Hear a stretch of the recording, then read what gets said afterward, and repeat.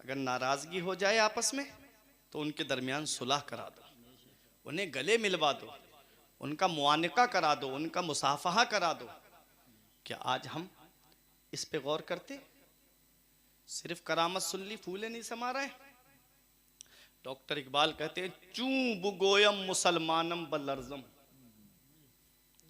चूं बुगोयम मुसलमानम बलर्जम। जब मैं कहता हूं मैं मुसलमान हूं तो कांपने लगता हूं कि दानम राजे ला इलाह रा, कि मैं कलमे शरीफ के राज को जानता हूं। कलमा शरीफ पढ़ लिया, आप क्या समझते हो कि आप इसी पे जन्नत मिल जाएगी? इसके लवाज़िमात हैं, इसके कुछ अगराज़ो मकासिद हैं। सिर्फ मुसलमान कह लेने, सिर्फ गोश्त खाने, बोटी नोचने और रोटी खाने का नाम मुसलमान नहीं है। मुसलमान कहते किसको हैं? मेरे आका फरमाते अल मुस्लिम मन सलिम अल मुस्लिमून मिन लिसानिही व यदिही। मुसलमान वो है जिसके हाथ से और जुबान से दूसरे मुसलमान महफूज रहें। जो ना हाथ से किसी मुसलमान को तकलीफ दे और ना जुबान से किसी मुसलमान को तकलीफ दे। हमारी जिंदगी शाम हो तो गालियां बक रहे हैं, सुबह हो तो गालियां बक रहे हैं, एक दूसरे की बुराइयां, गीबत, चुगली, गलत मुकद्दमात में फंसाना। आका फरमाते हैं मोमिन मोमिन के लिए बुनियाद में लगी हुई ईंट की तरह है, एक ईंट दूसरी ईंट को मजबूत करती है। यह हदीस का तर्जमा बता रहा हूं मैं, आपको सबूत दे दूंगा, हवाला जो मैं बोल रहा हूं उसका। आप बुनियाद खड़ी करने के लिए जब ईंटें लगाते हो तो ऊपर जो ईंट रखी है वो कमजोर होती है ना, उसको आप हटा दोगे, और जब उसके ऊपर एक ईंट और रख दी गई तो नीचे वाली ईंट मजबूत हो गई। आका फरमाते हैं मोमिन आपस में बुनियाद में लगी हुई ईंट की तरह हैं, एक ईंट दूसरी ईंट को मजबूत करती है। क्या आज हम अपने मुसलमान भाई को देख करके खुश होते? क्या उसकी तरक्की देख के खुश हुए है? ये सोचते अरे इसको इतना मिल कहां से रहा है, कोई ऐसा तरीका लाओ कि जो इसको नीचा किया जाए। अपने ही लोगों की बुनियादें खोखली करने में हम लग गए। कह रहे मुसलमान हैं, डॉक्टर इकबाल कहते हैं चूं बुगोयम मुसलमानम बल्लरजम। जब मैं कहता हूं मैं मुसलमान हूं मैं कांपने लगता हूं। आका फरमाते मोमिन मोमिन के लिए आईने की तरह है। नबी फरमाते जो अपने लिए पसंद करे वो अपने मुस्लिम भाई के लिए पसंद करे। क्या आज ये बातें हैं हमारे अंदर? नहीं, हम बिरादरियों में बटे, हम सलासिल में बटे, पीरों के नाम पे बटे। इतना याद रखना, सबसे बड़ा पीर हमारे आका हुजूर सल्लल्लाहु अलैहि वसल्लम है। मौला अली शेर खुदा हैं। ये जितने सिलसिले हैं ना, ये जो नहरें निकल रही ना, जैसे आपकी कोलड़िया के सामने से जा रही, आगे से और फट गई, उधर से और आगे निकल के कहाँ कहाँ नहरें पहुंचेंगी, डाम से देख लीजिए आप। ऐसे ही ये जितने सलासिल हैं ना, ये नहरें हैं, ये तमाम नहरें जाके रुकती हैं मौला अली शेर खुदा पे, मौला अली शेर खुदा पे।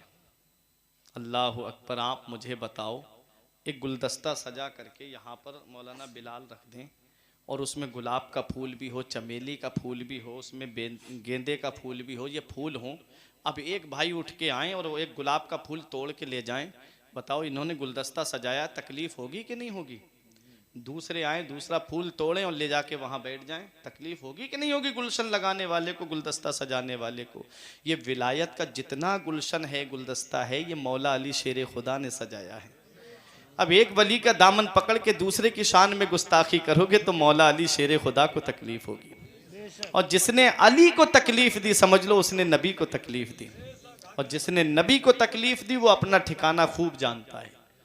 तो इतना याद रखो प्यारे मुसलमानों, हम दुनिया में आए हैं, ये औलियाए किराम जो आए हैं, ये आपको एक मिसाल से और समझा दूं ताकि बात जहन में बैठ जाए। पता नहीं कब मुलाकात होगी हमारी और आपकी।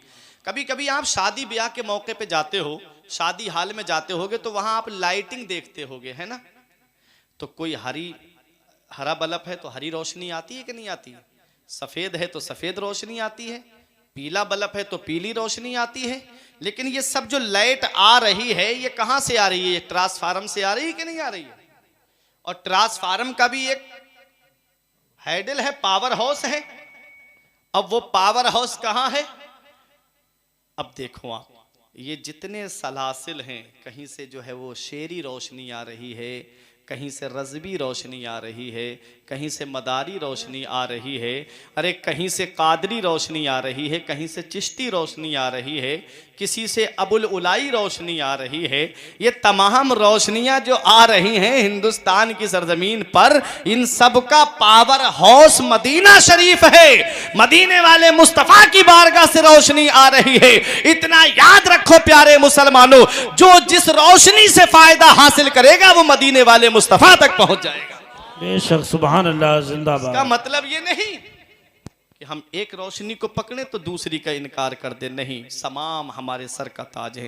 अरे हमारे चेहरे इस लायक नहीं, हमारा मुंह इस लायक नहीं कि हम इन वलियों के नाम भी ले पाए, ऐसी पाक हस्तियां हैं, और हम इनकी शान में गुस्ताखियां करते नजर आए। आओ जरा देखो, सिर्फ वाकया सुनने से, करामत सुनने से काम नहीं चलेगा। जरा इनकी जिंदगी को देखें आप, कैसे जिंदगी गुजारी है। गौसे आजम जब पैदाइशी वली हैं, गौसे आजम जब मादरजाद वली हैं, तो उन्हें मदरसा पढ़ने की क्या जरूरत थी, उन्हें दीन हासिल करने की क्या जरूरत थी। अरे गौसे आजम सिर्फ वली ही नहीं है, बल्कि वलीगर हैं। जब तक कोई वली बनता ही नहीं है, जब तक गौसे आजम के दस्तखत नहीं हो जाते हैं। तो इतनी बड़ी शख्सियत ने इल्म हासिल करके मदरसे में, तालीम हासिल करके मदरसे में दुनिया वालों को यह पैगाम दे दिया कि सरफराजी इल्म से मिलती है, सरबलंदी इल्म से मिलती है, बुलंद रुतबा इल्म से मिलता है, बुलंद मकाम इल्म से मिलता है। अगर इल्म तुम्हारे पास है, लोग तुम्हारी इज्जत करेंगे। तालीम तुम्हारे पास है, लोग तुम्हारी इज्जत करेंगे। अगर एजुकेशन तुम्हारे पास है तो लोग तुम्हारी इज्जत करेंगे। अगर शिक्षा तुम्हारे पास है तो लोग तुम्हारी इज्जत करेंगे।